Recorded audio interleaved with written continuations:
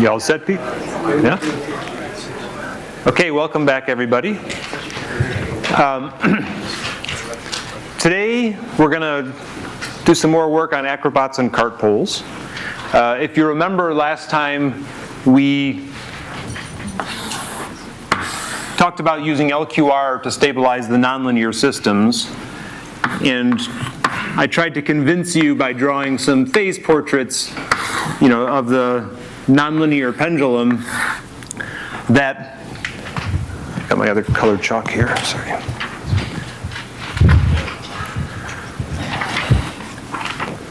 That even though the nonlinear dynamics are not straight lines, that in the vicinity of the fixed point, the linearization actually does a pretty good job of approximating the vector field. And captured a lot of the relevant dynamics.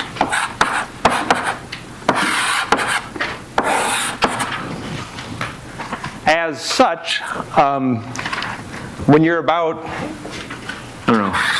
here, LQR actually works pretty well for the nonlinear systems, right? And then as you get farther from that fixed point, then it stops being such a good approximation, with the extreme here where if you think about passing to the other side of the eyeball where the true vector field is looking like this, but the linear system thinks it's going like this, that's not going to work so well.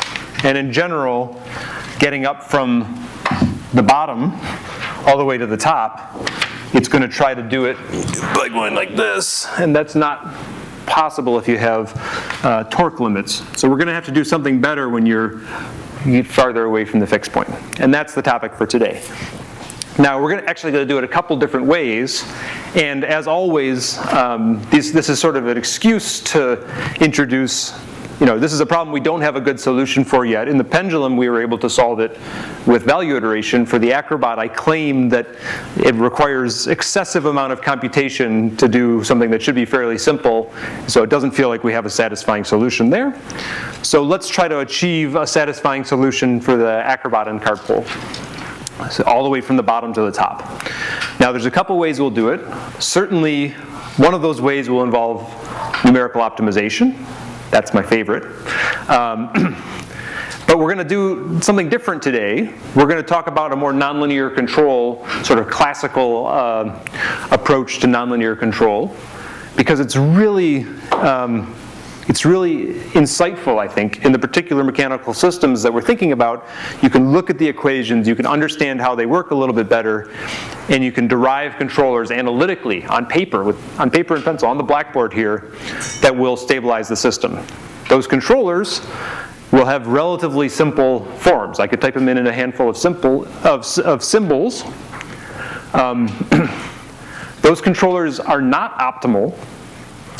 So what would it mean to optimally stabilize the acrobat? I could write my cost function as a quadratic regulator cost, the same thing I did for the pendulum, right? I could say I'd like to be as close to the possible as upright and just penalize the distance from there and the control effort, right? So the quadratic regulator cost works even for the nonlinear system, and I would expect solving that to optimality would get me to some nice policy, okay? The policies I'm going to say today are not optimal. They're not derived with optimal control. They're derived with a different type of control, which we'll talk about, which goes through Lyapunov analysis. paradoxically, I think they often work better than our optimal control. Huh? So make sure that I land that idea. That's maybe the most important idea of today. But for that to be true, that means I must be writing down something slightly wrong in my optimal control formulation, because of course optimal should be better if I'm asking for the right thing. Okay, so in practice, if I can find a controller with one of these more classical approaches, I would often prefer it to something that was the solution of some numerical optimal control, especially if that solution was a lookup table. Okay, and so along the way, we'll do a particular type of sort of nonlinear control, which is often called energy shaping, and we'll use a tool, we'll gain one more tool in our tool belt called partial feedback linearization. Okay? All right, here we go. So the first thing I want to do is talk about the tool we're going to use here is, instead of dynamic programming, it's a tool from Lyapunov theory. Okay, so instead of asking for optimality, it's just asking for stability, and that's a fundamental difference. So let me first make sure we know how to do stability analysis with Lyapunov.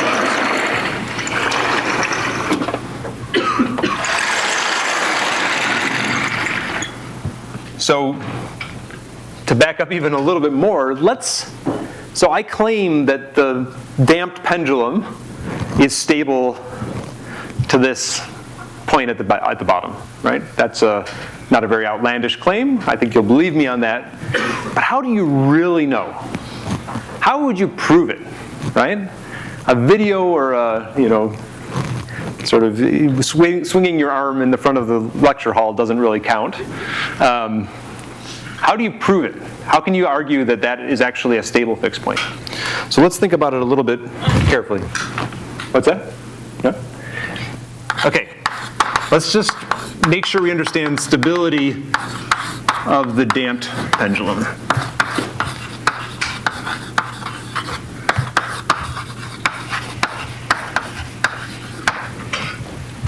Okay, so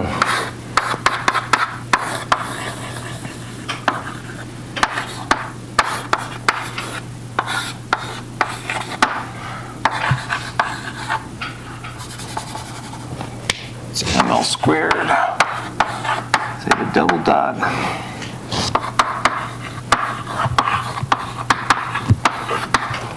And I said for the damped pendulum, I had a single torque happening that was just linear in velocity, proportional to velocity, friction in the joint.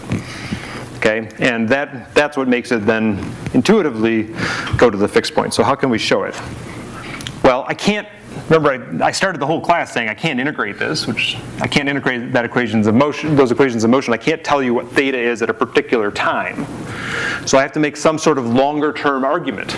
Dynamic programming did that by optimizing a cost function over a very long horizon.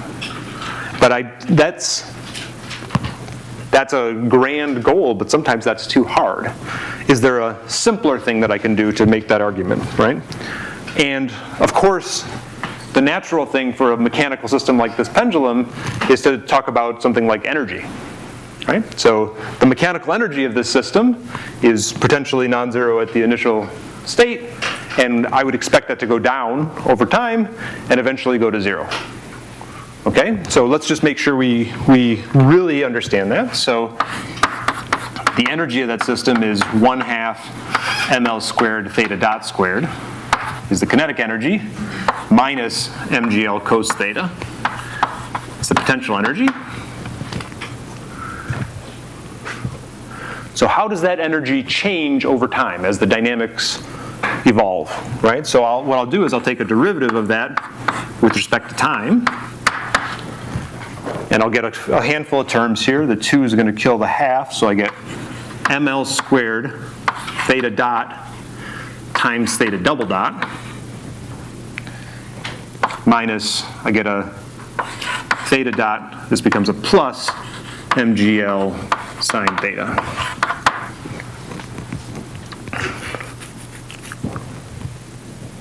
Okay, now I'm going to do a little substitution here, ml squared theta double dot is right here. So let me substitute in with the equations of motion the theta double dot. So I get theta dot times ml squared, which is right there. So I get negative b theta dot minus mgl sine theta plus theta dot mgl sine theta. That's convenient. Those terms appear twice in opposite signs and cancel each other out. So I get the EDT is negative b theta dot squared.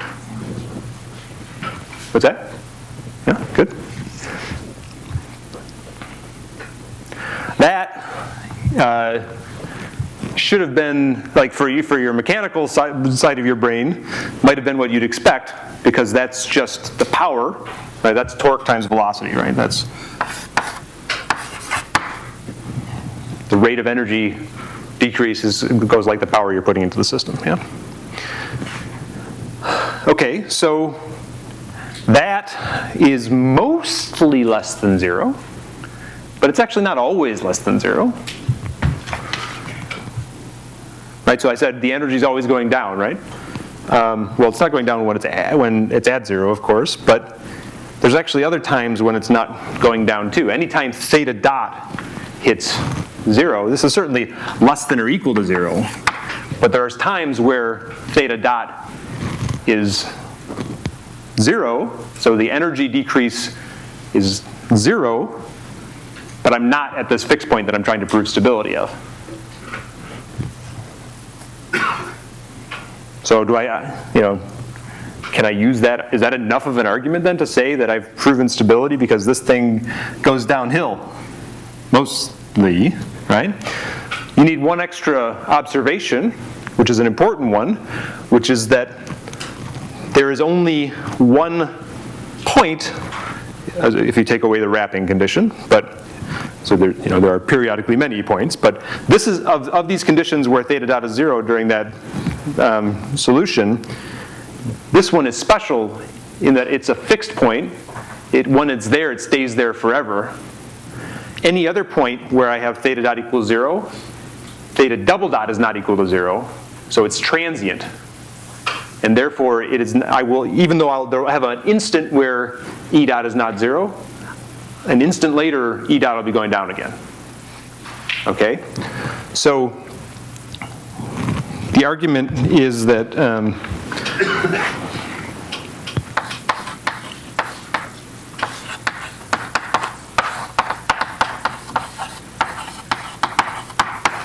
and more generally, the only invariant set with theta dot equal to 0 is theta equal to 0 also. Or actually, theta equal to k, what is it? It's pi to k2 pi for integer k.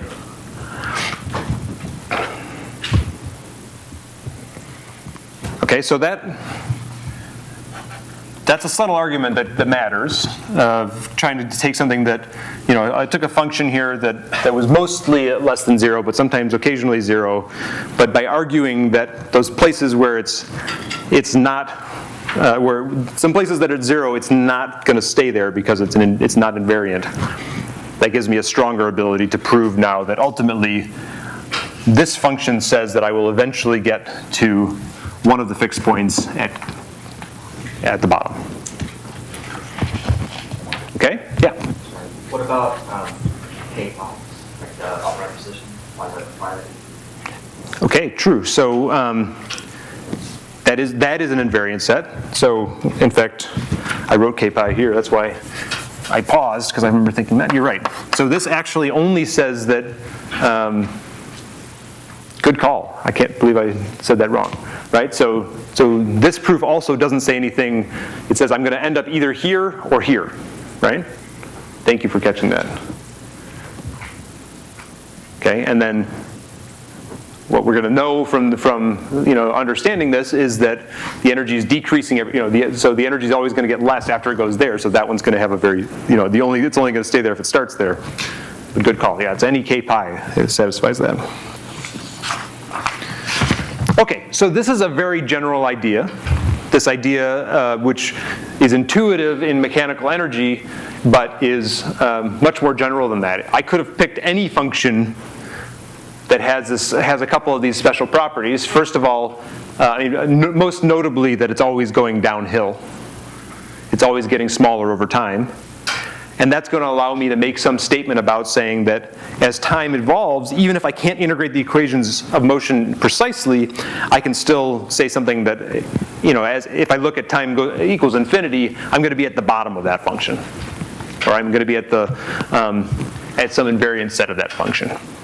Okay, so the generalization of this is the notion of a Lyapunov function.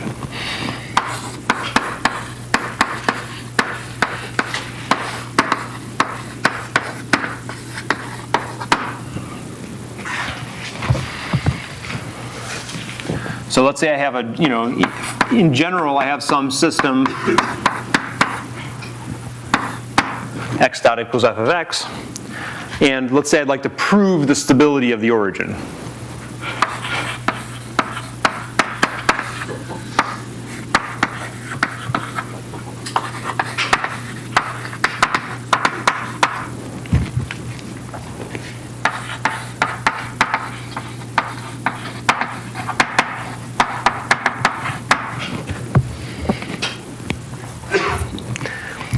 If I can construct some function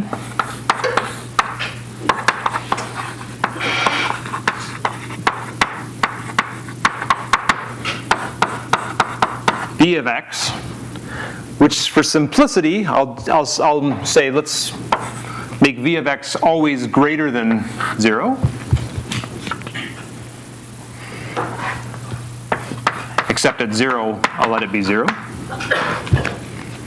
I could have done that with energy if I just if I had shifted potential energy by a little bit. Okay. And so if I have this, for all x not equal to 0, v of x is greater than 0. And then for all x not equal to 0, v dot of x, which is partial v partial x. In this case, since x is not a direct, there was some good questions on Piazza about that, right? So the time derivative of this function of x is the derivative of this, the partial of this with respect to x, and then x dot, so f of x. If this is always less than 0, except for at 0 it equals 0,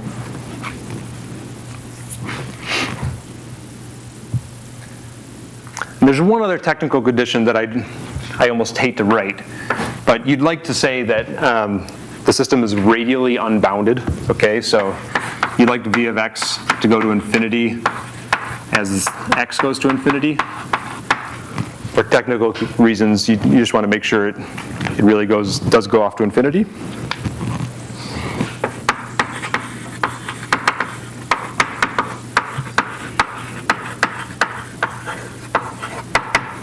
That one I feel I have to say, but it doesn't actually help your intuition, okay? If I can find any function v, energy being a great place to look, if I can find any function v like this, then I can say something strong. I can say that as time goes to infinity,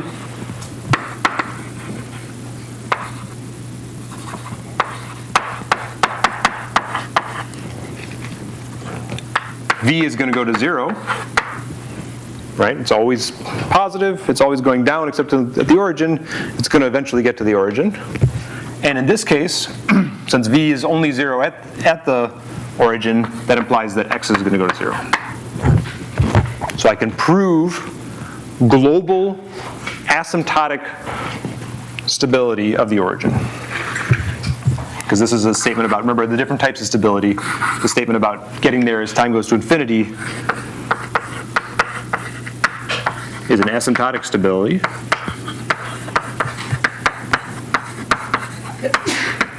unlike the definition we gave before, which was just saying if I started within some region close, this one is saying it for all x. So it's now global asymptotic stability.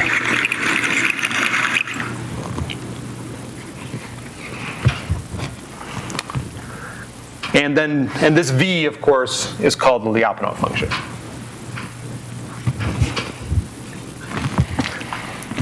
There's a million variations of how to write these, and we're going to look at some of them because they matter.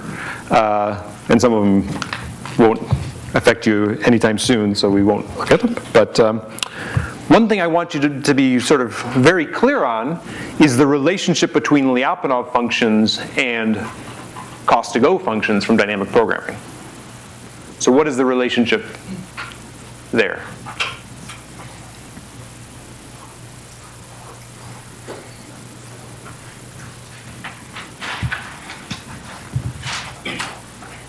These things look similar, right? I was talking about J dot in the continuous time dynamic programming case.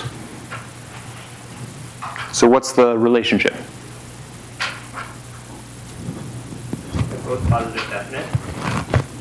It's true. So as long as your cost is always greater than 0, yeah. So you'd like to think that a cost-to-go function would be like have this property if it was only 0 at the origin, and then g was greater than 0.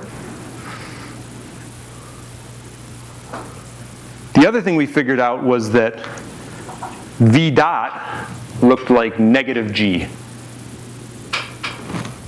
So the big connection really is if g of x u, for instance, is greater than or equal to 0, especially if it's greater than 0 away from the origin. Let's even say for all x not equal to 0, g of x greater than 0, g of u, exists, let's say, I'm going to just make it simple here, equals 0.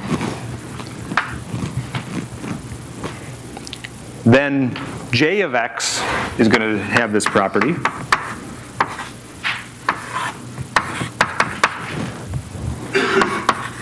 J star of x and j star of 0 will equal 0. That's true.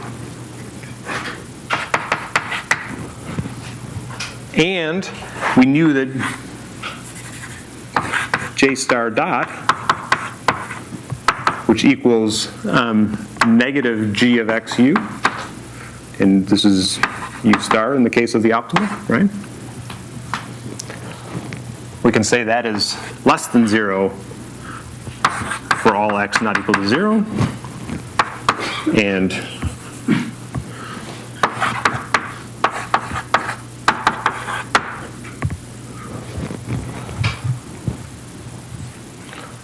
so if you've done the work to find a cost-to-go function that is optimal for some cost function that just stays, some reasonable cost function, if you're a good optimal control theorist, then you penalize only, no rewards allowed.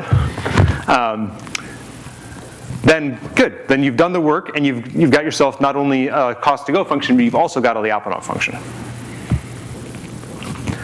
The work you had to do to get this, though, was to solve that Hamilton-Jacobi-Bellman equation, which is hard. This is saying j dot of x has to be equal to this cost at every point in time.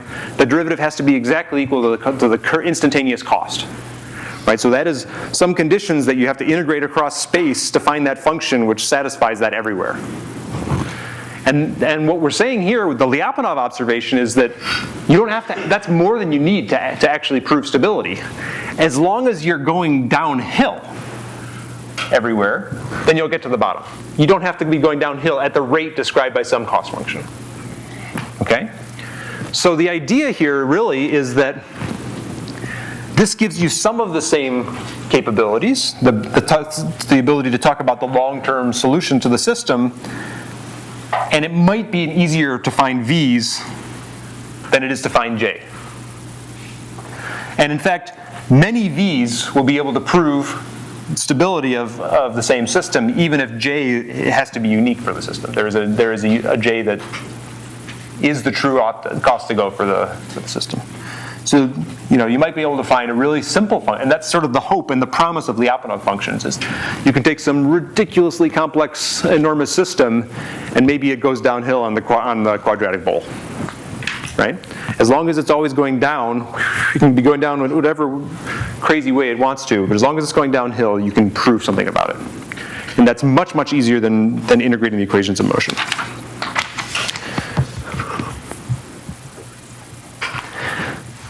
One more thing to say about Lyapunov before we use it. How does that connect to the definition of stability ISL in the sense of Lyapunov? Remember I said there's three definitions of stability. For local stability, there's stability, there's as time goes to infinity, x goes to 0. There's stability, exponential stability, which says I'm going to go there at a certain rate. And then there was the stability ISL, which says if you start in a delta ball, then there's some epsilon ball that I stay in. Do you remember that version of it? We argued that if you want to prove stability, there's some fixed point x star, and the stability in the sense of Lyapunov, ISL, said that if x0 minus x fixed point is less than delta, then there exists an epsilon such that xt minus x star is less than epsilon for all time. It says if I started in there's some delta ball here, as long as I start inside here, I might go away a little bit, but I have to be able to say there's some other ball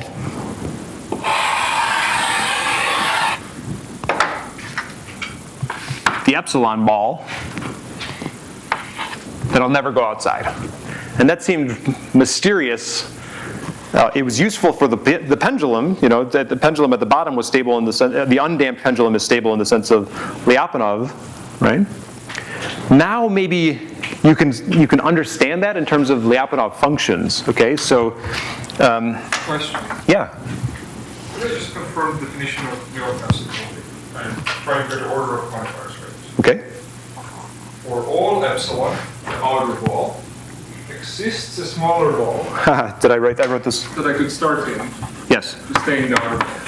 For all delta, there exists an epsilon. Correct. Thank you.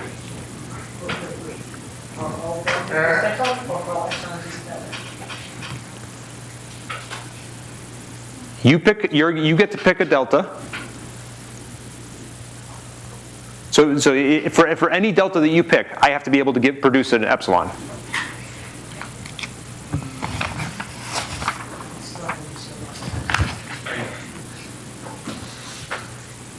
Try it again. So tell me again. Yeah. I give an outer ball, and you get to pick the inner ball. Okay. So you need to start. Yes. All right. So those should be similar, right? But you're right. That is what I said last time. Okay. So let's get this right. So for all epsilon, there exists a delta, right? Yes. Yeah, that's better. Thank you. Okay, so how do I pick that delta? Now that we're playing the right game here. So I've got an epsilon here. Okay, now I have to pick the delta. If I have a Lyapunov function, then this function, the level sets of this function, right? The constant energy orbits of the pendulum did not lie on a circle. And the level sets of this function v might not be a circle. But there are some level sets of that function, right? So maybe they are, for instance, the cost to go of the quadratic regulator had level sets that looked like this. Right? So the game I have to play is that, if there's an epsilon, I need to be able to, I have a proof with the cost to go that for a level set of this, I'll stay inside that, right? Because I said that if this is, let's say, V or J in the case of that, this is the set of X where it equals, 3. There's some level set of that. Then V is only going to go down, so it'll stay inside that. So stability in the sense of Lyapunov is just a weird way of basically saying there exists a Lyapunov function somewhere. It might not be the unit ball, but I can write it without mentioning Lyapunov functions in this language, just saying that you can pick a smaller ball inside here, which will guarantee me to be in a Lyapunov function that stays inside the epsilon ball. Does that make sense? Yeah. Is there any particular reason we have to use a ball? Or could it be any kind of bounded function like an ellipsoid or something? Yeah, exactly. So this is the generalization. It can be any function v, right? And the level sets of v are going to be the proof. The reason this was a reasonable thing to say was that it used a general norm. This is true for any sort of reasonable norm, okay? And it doesn't invoke the language of v. That's what I'm trying to make this mapping apparent, right? That you can talk about it in terms of circles even if your shapes are not circles. Yeah? Okay. Lyapunov functions are also useful for proving the other types of stability, right? So in fact, to give stability in the sense of ISL, you don't actually, it doesn't say anything about having to get to the origin. So this condition was global asymptotic stability. It turns out if you just want global stability ISL, your conditions are just that v dot of x less than or equal to 0 is sufficient. That says whatever level set I start in of v of x, I at least won't leave it. Okay? And then for exponential stability, you could prove that globally too with a Lyapunov function. But your condition is now going to be that v dot of x has to be less than some, actually less than equal to is okay, I guess, to some alpha x.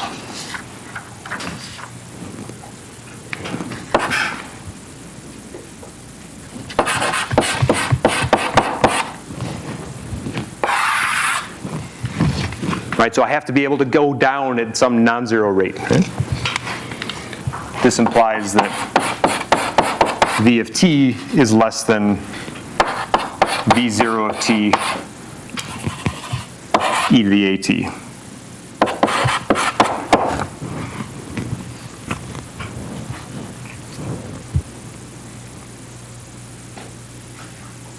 Cool? Okay, so if you can construct these functions, which might be much easier to construct than cost to go functions, then you can still say things about global stability, global asymptotic stability, global exponential stability. You can use them for local stability too, as we'll see in a later time, okay? And it turns out that because there's a chance that you can write down very simple functions here, there's a chance that you can do more sort of paper and pencil work to find controllers that will go downhill on these functions. And that's what we're going to do today. It represents sort of a different school of thought. Like I said, the controllers that we'll write today, for the Acrobat and Cart Pole, are probably better than the optimal controllers we know how to generate, for subtle reasons. But they're also very specific to the Acrobat and the Cart. Well, there's one that's very specific to the Acrobat, a very different derivation that's very specific to the Cart Pole, and any new system that you come up with, you got to go back to the paper and pencil and have some creative genius in order to find these Lyapunov functions v and some cost function that goes downhill. We will, of course, try to come up with computational tools to find those too, but not today. Okay, so sorry about my order of rows getting messed up. People feel okay with Lyapunov functions, the general idea? There is one more idea that's sitting there, which is this idea. This idea of invariant sets that we used for the energy function. How does that relate to Lyapunov functions?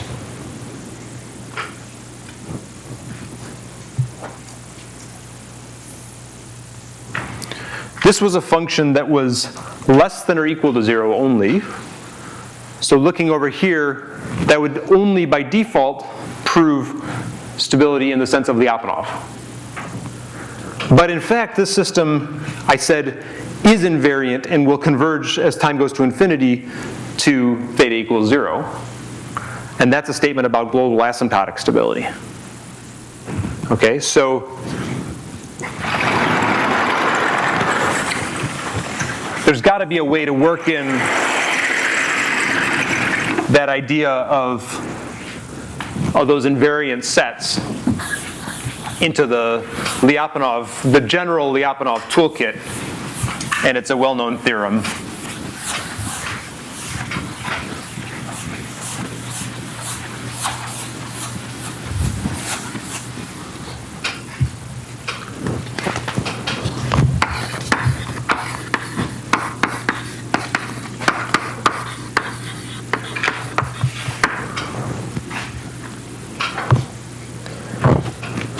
LaSalle's theorem just is one more tool in your toolbox, basically, which says if you have this and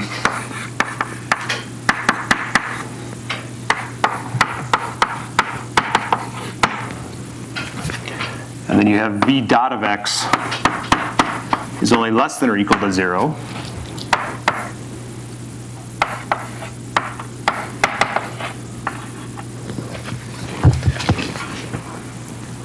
And what it says is, okay, think about what it says just if you think about this as some function that you're going downhill on, right? I've got some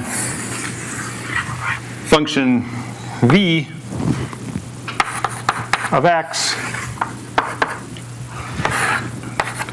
What I've said is it goes downhill, but there's places where the velocity is 0, okay?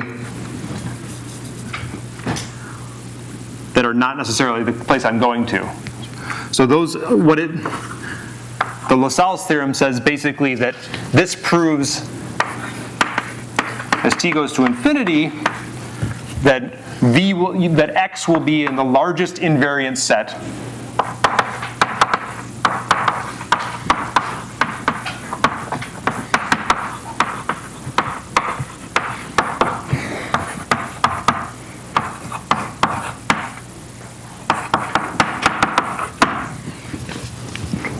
Okay, so any point where v dot stops going downhill is an invariant set. The largest invariant set is the accumulation of all those points. Okay, so it just says you're going to be somewhere where the system is stopped. If, however, you have a place where v dot is equal to 0, but it's not an invariant set, then those can be discarded. LaSalle's theorem helps you take this weak condition of just positive semi-definiteness and make a statement about asymptotic stability. Okay, and it's enough, it's the generalization of this idea for the pendulum. In fact, you need that. Like these things come up a lot. So for instance, yeah, they're going to come up a lot. Pretty much every time you have a system that's making or breaking contact, it's very, very hard to prove asymptotic stability of anything because friction will prevent you from arriving at your origin. So we're going to use these things a lot.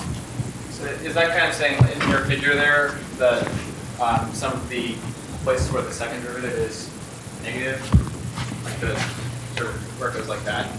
That's not in the set? So I was guarded, I was questioning whether I should write this. This is writing sort of, if I were just to write x dot was directly the gradient of this, was somehow negative partial v, partial x. Was this like just a potential field controller? If I just write v of x, I still have to tell you what x is doing. Right? So the only time this picture really makes sense is if I'm saying I'm a marble rolling down with no inertia, to the fixed point. Okay? In that case, a local minima of this function implies that v dot, implies that invariance set. If I have some other function, if my pendulum, for instance, then I've got sort of momentum that's going to carry me through, for instance, it's a higher dimensional picture, and that's why these sort of disappear as in the invariance set picture.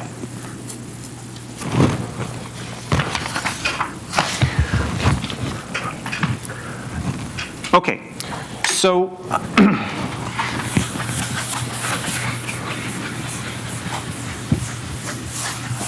let's use Lyapunov functions to come up with some cool controllers to swing the pendulum, or the cart pole. Well, let's even the pendulum first. The cart pole acrobot up to the top, okay? So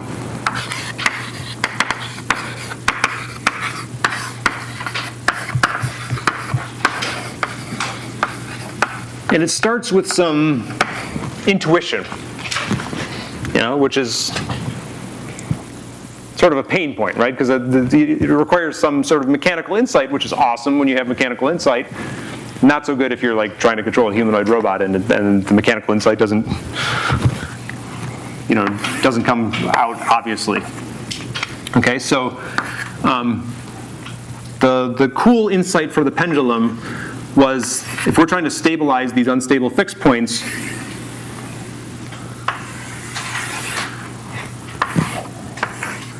there are some special orbits, right? This homoclinic orbit.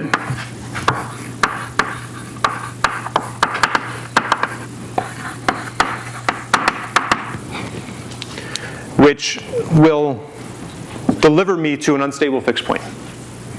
Okay? So if I'm somewhere else here in the vector field, and I'd like to get to the fixed point with a small amount of torque, remember that was our sort of beautiful view of control, then it might be enough to just try to get to the homoclinic orbit and then ride the wave, right? If I can just drive my system to the homoclinic orbit, and I can go there as fast or as slow as I want to, but if I eventually work myself to the homoclinic orbit, then that's a much bigger target to aim for than trying to get to this one point. I can just aim for the orbit and it'll ride the wave to get in there. Right? So how do we define this orbit? What is that as in terms of a target? How is that curve defined? Same energy. Yes, right? So this is these are constant energy curves. So this is the energy of the system is the same energy as the upright, which is just MGL. And because its velocity is 0 at the upright, right? And then MGL cos theta minus whatever, so it's MGL at the top. So this is just a function where the energy is constant. So the idea is going to be, let's see if we can design a controller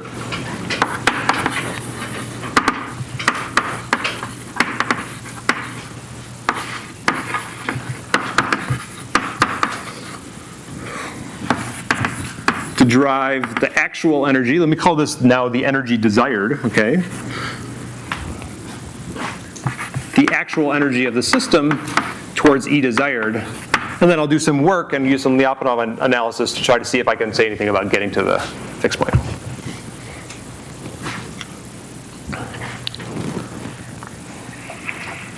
Okay, so in the actuated thing, I had ml squared theta double dot plus mgl sine theta. Let me leave damping off for now and just put that as a general torque u.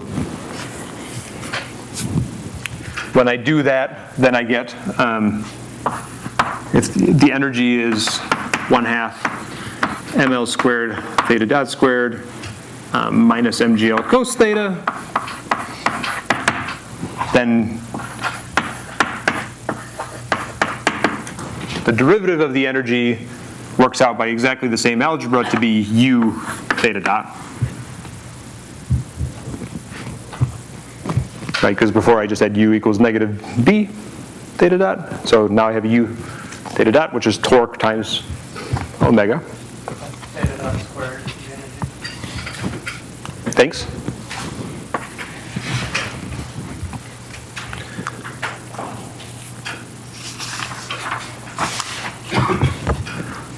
So let's come up with a controller that does something interesting using our Lyapunov idea. Okay, so let's say I want to prove stability to that homoclinic orbit.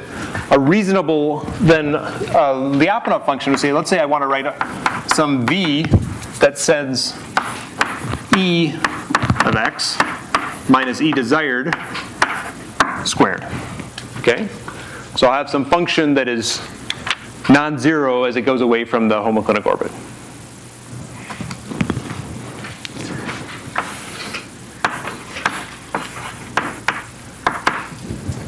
dv dt now is just e dot of x minus e of x.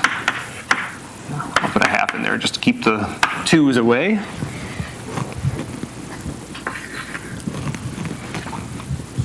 And this thing is u theta dot ex minus ed. My goal is to choose a u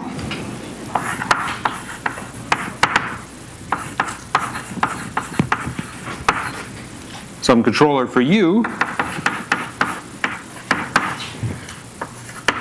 such that v dot x is less than 0 until the energy goes to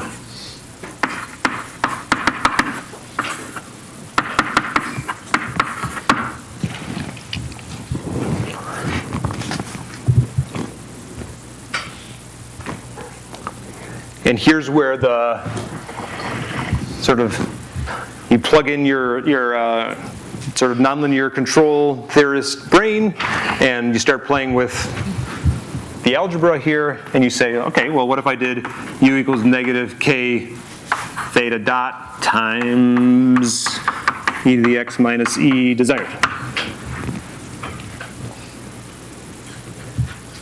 Why? Because if I stick that in here, then I get v dot equals negative k. I'll say, k is greater than 0. I get times theta dot squared times, can I just call this e tilde, the error, times e tilde squared. And this thing is going to be greater than or equal to 0, less than or equal to 0, right? Because that's a squared, that's positive, and that's negative. Okay? So sort of like the game we played in feedback linearization, but this is a more subtle game. This is a crafty game. I'm just going to try to find something that I can make the algebra work out so I can prove that I'm going downhill on my function that I picked. Right?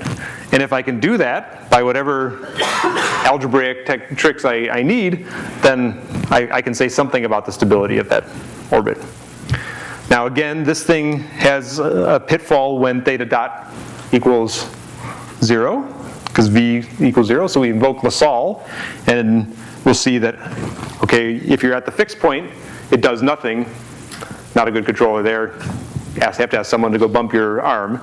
But for every other solution, there's not any invariant sets, right? And it will slowly add energy. You could also put this, you could cap this.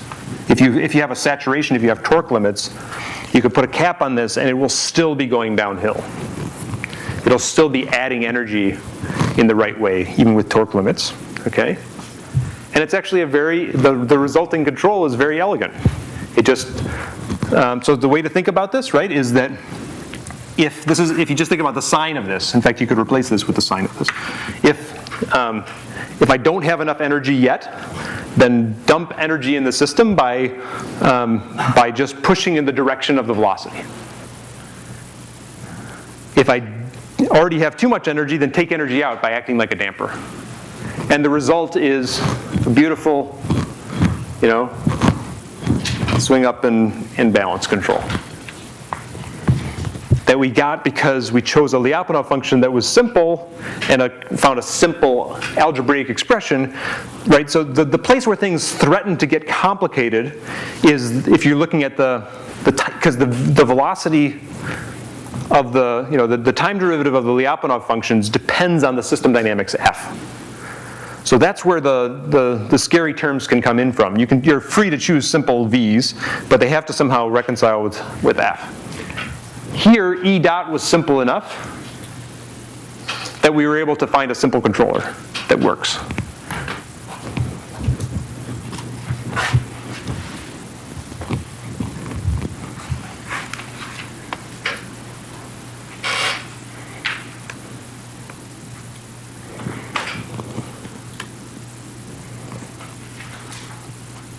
Which you'll be able to play with here.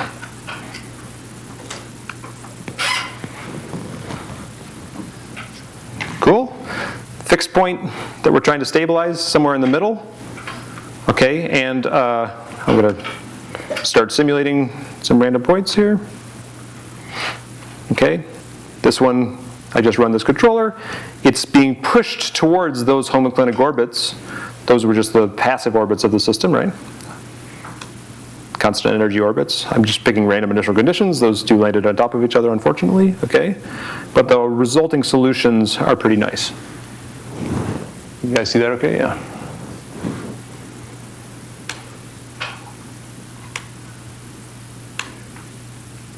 Okay, this one revealed my cheat. So what did we actually prove here?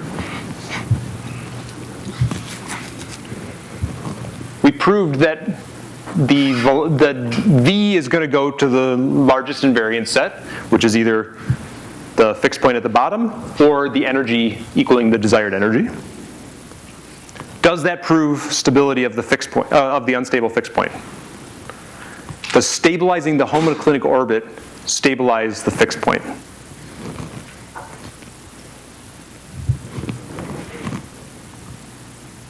The reason I needed a cheat is because the answer is no, it doesn't, right? So I can put myself on the homoclinic orbit, get up to the top, and if someone knocks me just a little bit, I'm going to go all the way around, get back to the top, knocks me a little bit, you know, but it doesn't actually stabilize this asymptotically.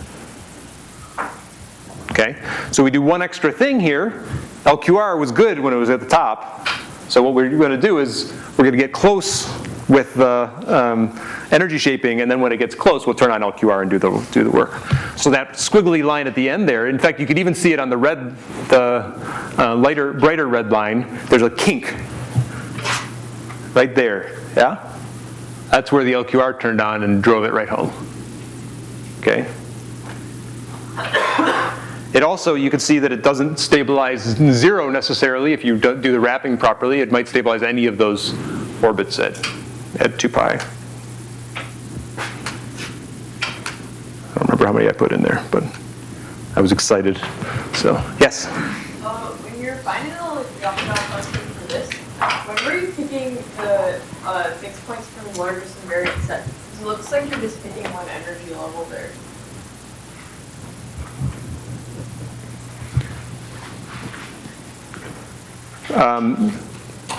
Okay, so sorry. So say your question again. So it's true that the largest invariant set for this is a strange geometric thing. It is the homoclinic orbit, Okay. all of them, plus that point, is the definition of the largest invariant set. So you pick an E. So you pick your desire such that you're covering all points, the points in the largest invariant set.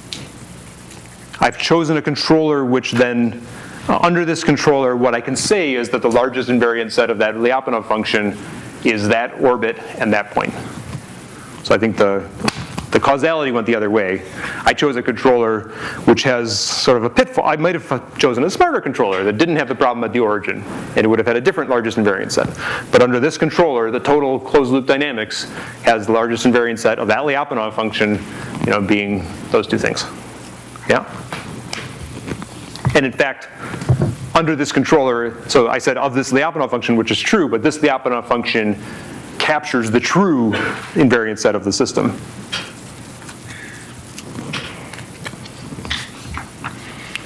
Okay? So that plus LQR is a pretty satisfying solution. Okay? You kind of wish maybe you didn't have to do the LQR at the top, because you know, that was so cute, but sorry, you have to do the LQR at the top. Of course, you could put damping back in too. If you had damping in the equations, then you could just by another trick, you could just add, you could cancel the damping and then plus this. All that still works, and it's all in the notes. Okay, so yeah. So for the function v that we defined, we want it to always be positive, so energy makes sense to use. Are there other common characteristics that people use to define those functions? So for the linear system, there is, it turns out that quadratic functions were the cost to goes and are also very natural Lyapunov functions. It's, for every stable linear system, there exists a quadratic Lyapunov function that proves its stability. That's true. As soon as you go off to the nonlinear systems, it's, you're walking off a cliff.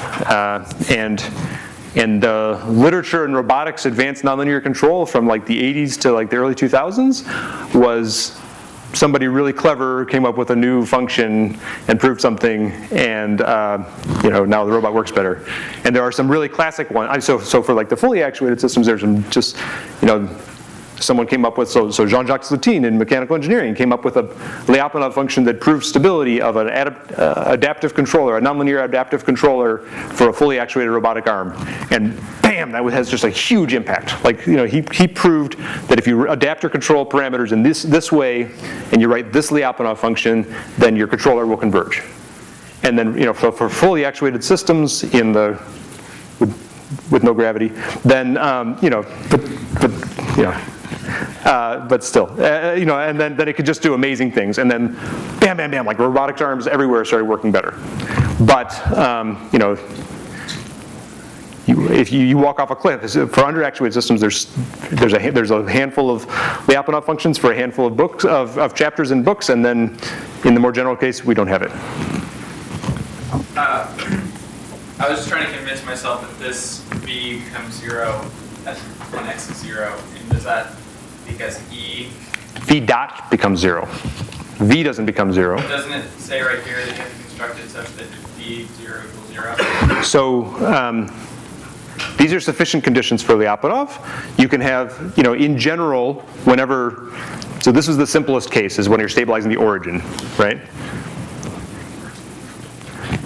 Here I'm stabilizing a more complicated set, which is the homoclinic orbit. So I want v to be 0 on the homoclinic orbit, not at the origin. Good question. Yeah? The only point is that we can solve these problems with turbulent coordinates, right? It's true. Where is that? Where's that? So it turns out that if I saturate this, I can still, you can imagine, let me appeal to your intuition first, and then we'll appeal to your algebra, right? So all I have to do is push in the direction of velocity. I can push arbitrarily small, and I still make progress towards my goal. Okay? If you have more damping than torque, then you got issues, right? The problem gets harder, and this theorem will break. Okay, but as long as you have enough torque to overcome damping, and then add just a modicum of energy, make the energy move towards your desired energy. It's good. This energy pumping. Think of it. There's also a discrete version of it, which is, or a more periodic version of it, which is a kid on a swing set, right? Where you're just pushing at the right time. So even if you were severely torque limited, you could push at the time when the velocity is going in the direction you want, and the torque only needs to be small, and you'll eventually get up. And I guess the kid typically doesn't go around the top because the torque is small compared to the damping. Right? I mean, that's kind of funny, but yeah, I guess that's the only thing keeping them from doing that, right? Okay. So this was just the pendulum. The cool thing is you can do the same thing for the cart pole and the acrobat. It requires a little bit more machinery, but the idea is the same.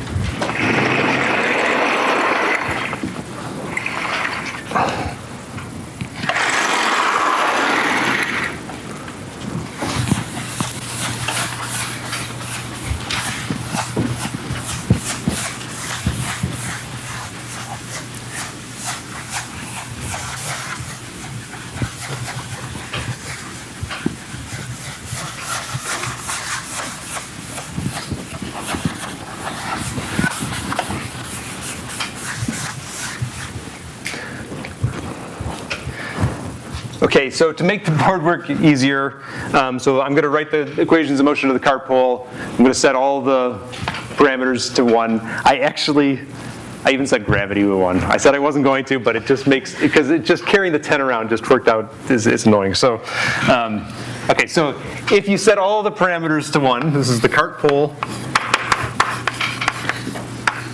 with, mass of the cart, mass of the pole, length, everything is even gravity equal to 1, then the equations of motion are 2x double dot plus theta double dot times cosine theta minus theta dot squared sine theta equals the force I'm applying, and the other equation of motion is x double dot times cosine plus theta double dot plus sine equals 0. And this, this part is my manipulator M, right? And this is my C term, if you will, and this is my input. Okay? So the dynamics are more complicated, and they're coupled, all right? So x double dot and theta double dot influence each other, of course, so through inertial coupling. So how are we going to do this sort of swing up controller? You could write a Lyapunov function for the whole system, but it's hard to understand. Like the notion of the homoclinic orbit of the cart and the pole is harder to get your head around. Might not be useful, right? So, so let's just see if we can make the pendulum's homoclinic orbit. We still got a pendulum sitting in the middle there. Let's see if we can make the cart do whatever dance it needs to do to cause basically the same effect to happen on the pendulum. And instead of applying a torque, I'm going to do it by moving the bottom. Okay? So that's the idea of the same swing up.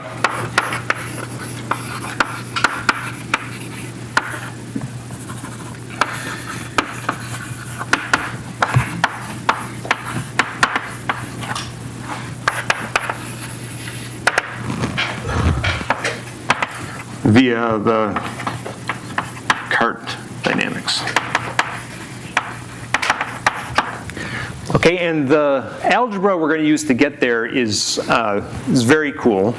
Well, it feels like a cool trick. It's hard to know how general. Well, I can tell you how general it is, but the idea is that we can't do full feedback linearization because we've got a big 0 here. I can't cancel out and make this look like a linear system. But I've got one force, and I can do partial feedback linearization, okay?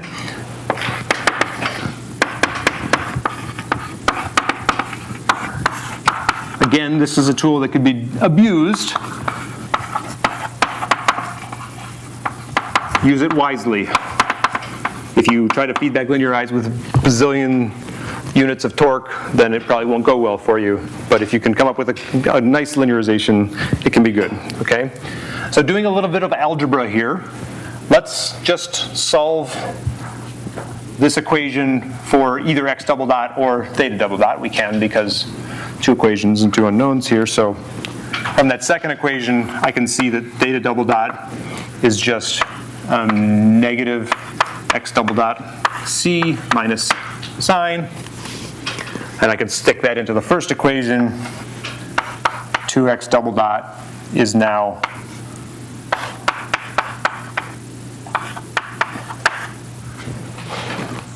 times cosine minus theta dot squared s equals f. Okay, so because the dynamics of the pendulum are just inertially coupled here, I can write a set of equations here which describes completely the dynamics of the cart as a response to F. And embedded inside it is the forces that were caused by the pendulum, but the cart has a perfectly well-defined set of equations. Okay, so by feedback linearization of this equation, I can impose whatever dynamics I want on this, right? So if I choose my force, my input, to be, what is it going to be, 2 minus c squared times x double dot desired minus all that other stuff, right? So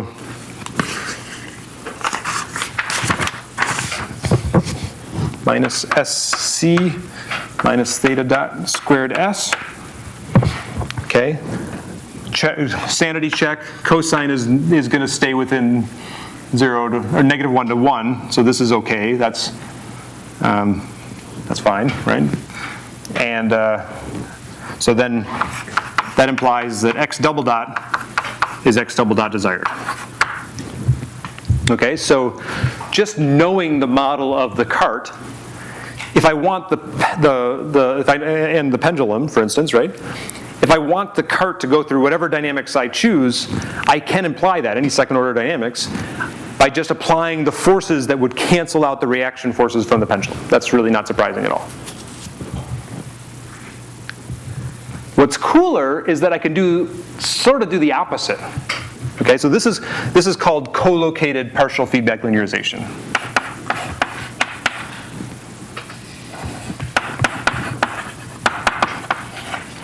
Partial feedback linearization.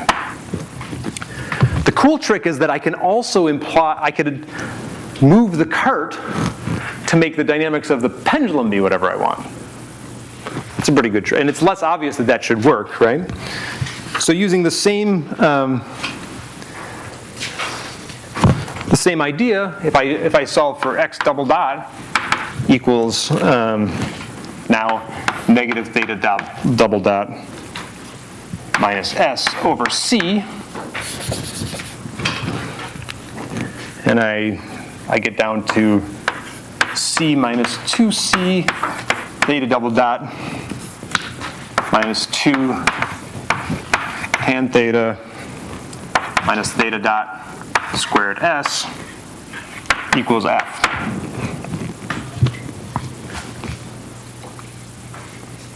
Then I can choose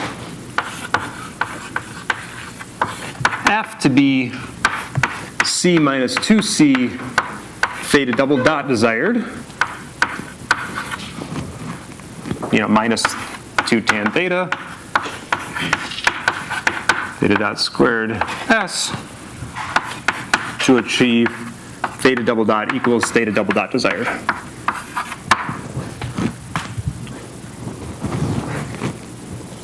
Yeah? What do you do if c equals 0? Good.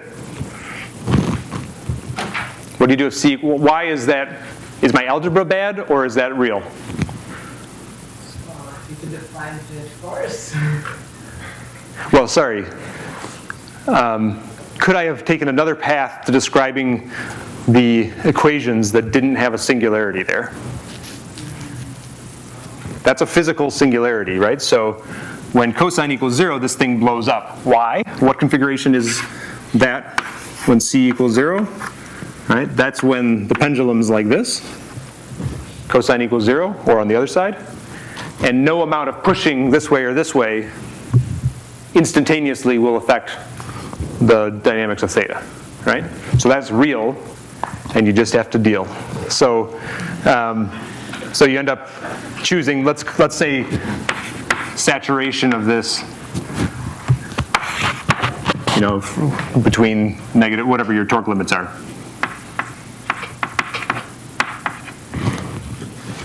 Okay, and we'll see if that still plays out.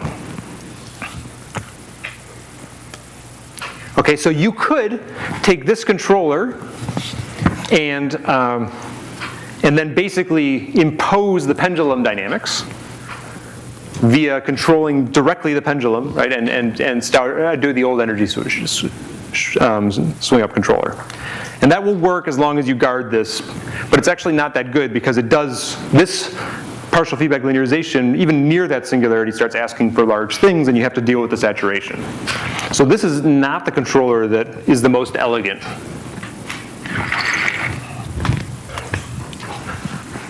This, by the way, is called non-collocated feedback linearization for obvious reasons.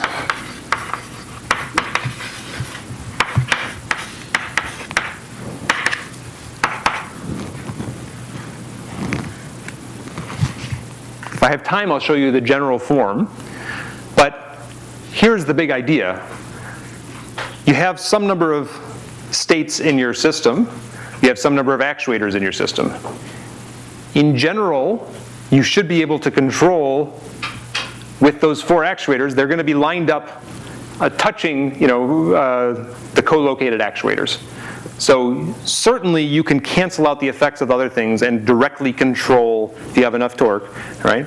You can directly control the dynamics of the joints that you're directly connected to. That's co-located feedback linearization, and that'll scale to big robots, right? You can control the things you're directly attached to as long as you have enough force and you have a perfect model of the system, okay?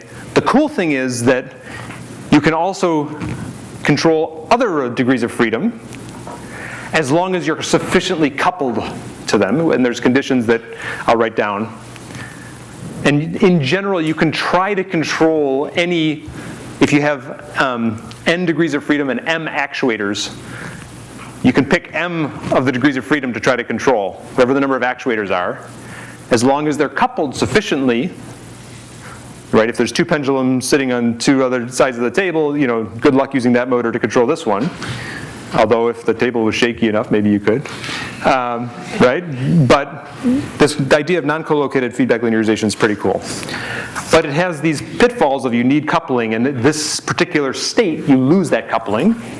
So instantaneously it fails, and it might make the total analysis harder.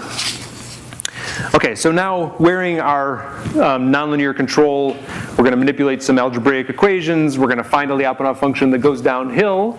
And I'm going to multiply things together. They're all going to be squared, and I'm going to put a negative sign in front of it, so I get a Lyapunov proof.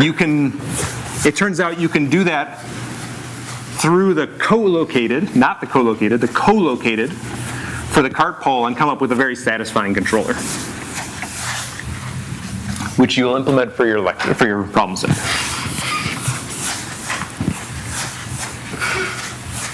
It's satisfying, it really is.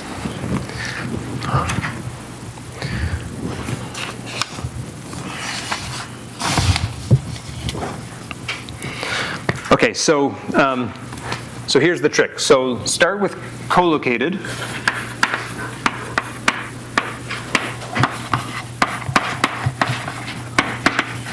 PFL. So I've got x double dot equals to x double dot desired. As I'm moving that thing around, so that was the equations over here, I've imposed that x double dot has some dynamics. I've also implied some dynamics of theta double dot, of theta, but they're just this ugly, weird, negative. If I'm implying whatever x double dot desired is, I can read out what theta double dot's going to be. It's negative x double dot minus s. Okay, so my energy of the pendulum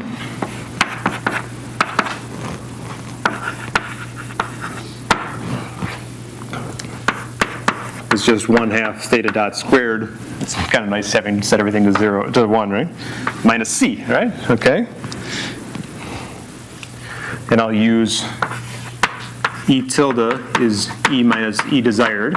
These are always for the pendulum only. The total energy of the cart pole is a more complicated thing. So E tilde dot, since this thing is a constant, is just E dot,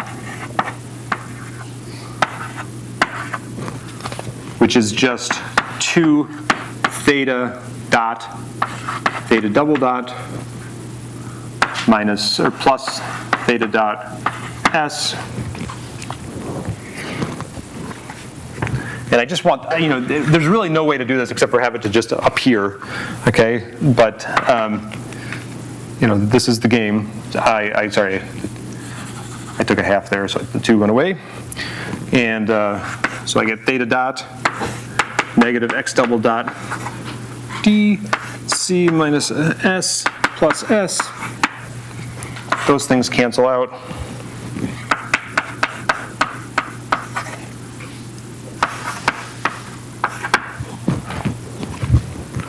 Okay, so this is what happens to my energy as I put in that controller. So I've chosen some x double dot acceleration, and I can write down, what the effect is on my controller. So let's choose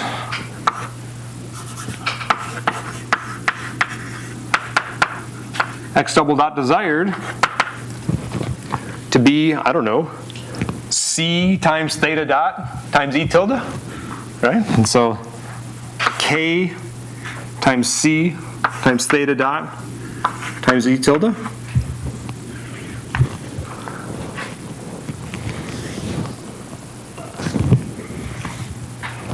That implies that E dot is now negative k c squared theta dot squared E tilde. And my velocity, if I do it in the Lyapunov function, that's the same thing that I get for the velocity going downhill, because the velocity is going to, or the Lyapunov version of that, if I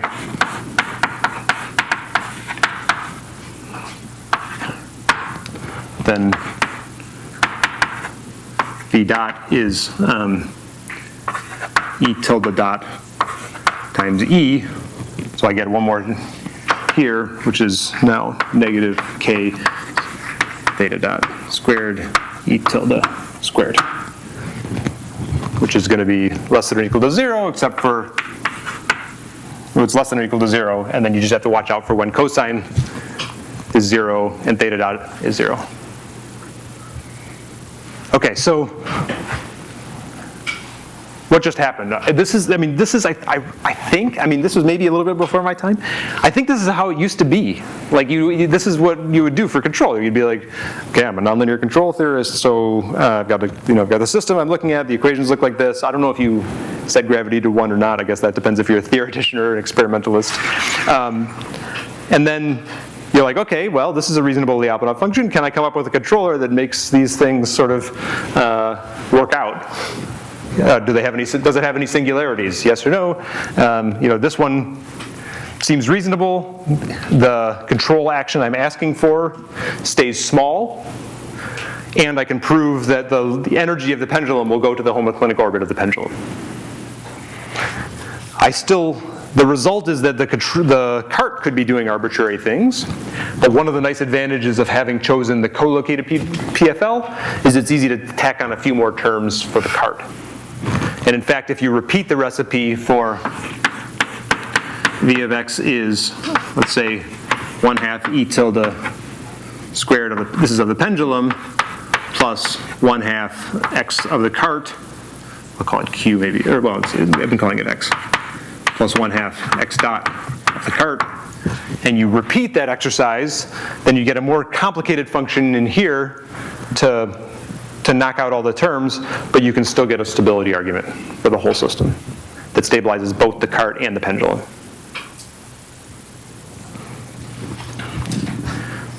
Okay. Similar trick works for the acrobat in the sense that you can play these games with non-collocated feedback linearization. You can write down a controller that looks pretty good on paper. The surprising thing is that for the acrobat, we don't have a stability proof for the controller I'm about to show, but it mostly works.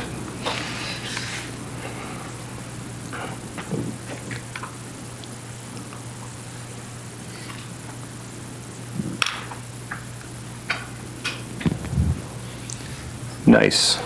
Mostly works if you're on Wi-Fi. Yeah, damn it. That might actually be hard to fix. My Drake visualizer doesn't load, yeah. So, real quick, when we found our x double dot desired, yeah. So in practice we would plug that into our equation for force from the co-located PFL? Yes. And that would be the equation. Exactly. Okay. Right, so it's like a layered controller. We got one controller just deciding your desired acceleration, and then the other controller actually acting on it. Jeez, yeah, I'm not actually going to register for MIT fast enough. Foiled by by my Drake visualizer. Okay, what can you do? So is this clear? So we introduced sort of the old school. I've actually thought a lot about where this, if and when, and where this belongs in the sort of sequence of lectures. But I find that there's a lot of intuition there about, pumping up energy that it's gonna be a foundation that we sort of return to a lot. This sort of the existence of a simple controller that swings up pretty robustly these simple systems, okay? But the means of getting there is so tailored to the specific equations that it's really different for the cart pole, it's different for the actuator. In fact, for the Acrobat, in the Acrobat case, we use non-collocated because we couldn't figure out the collocated trick. And, there's not as much general sort of tools to come out, of seeing the algebra fly around. It's less satisfying to me to just see the algebra worked out and I got something that was going downhill. The tool of Lyapunov analysis is going to be very powerful and very general, but we're going to make a computational version of it to give it legs. Okay. The one last thing I should say is I made a statement at the beginning saying this controller, the controllers that come out of these kind of designs sometimes work better than the optimal controller. So what the heck do I mean by that? It's a subtle thing, but the reliance of these controllers on state estimation, on knowledge of the models, is far less than on the optimal state feedback controller. Okay, so for instance, the controller of the pendulum that just tried to stabilize the orbit, this k theta dot e theta, right? So it turns out, in fact, the shape of the homoclinic orbit doesn't even depend on the mass. And my controller doesn't depend on the mass at all then. So I can have the mass just completely wrong and my controller is going to be exactly right. Okay? If I get the length wrong by a ruler, but even in the length only enters sort of gently into the system. And maybe if you get the damping wrong, that's harder, but it's the decay in performance as a function of model errors, model parameter errors, is very gentle in these controllers. Similarly, all you have to estimate is theta dot. You have to know where you are on the homoclinic orbit. So you have theta and theta dot. But if you get the sign right of theta dot, then you know what direction to push and you're going to do basically the right thing. Okay? So in a really frustrating way, I feel like the optimal control, the value iteration, if we really got our act together and threw in saying, yes, I want to get to the top, but I need to have terms that that are robust to different model errors and robust to state uncertainty errors, and then I turn the optimal control crank. If I could turn the optimal crank on that, then the controller I get out should be better. But the cost functions we've written down so far, which are just about a function, assuming that I know full state, assuming I know my model, are less desirable, I think, than these. So along that line of thought, did you try this on your cart pole system? Yeah. And was it better in practice? Cart pole works great. Yeah. The Acrobat is squirrely. That's why I wasn't going to ask you to do the Acrobat swing up, although we've asked in the past. It's not super compelling, but the cart pole, I think this is a very compelling, very robust, easy to debug, because you can just, when you're debugging it, plot your homoclinic orbit of the pendulum, see if you get your curves that look like the curves I showed you. If you're not stabilizing to that homoclinic orbit, then then something's wrong. And that's also true on the physical system. Because there's the existence of the Lyapunov argument actually helps you debug it. Right? Of course, you expect it to be a little bit noisier on the real system, but that helps and that matters. The numerical solutions are harder to debug, often. Cool. Thanks, all.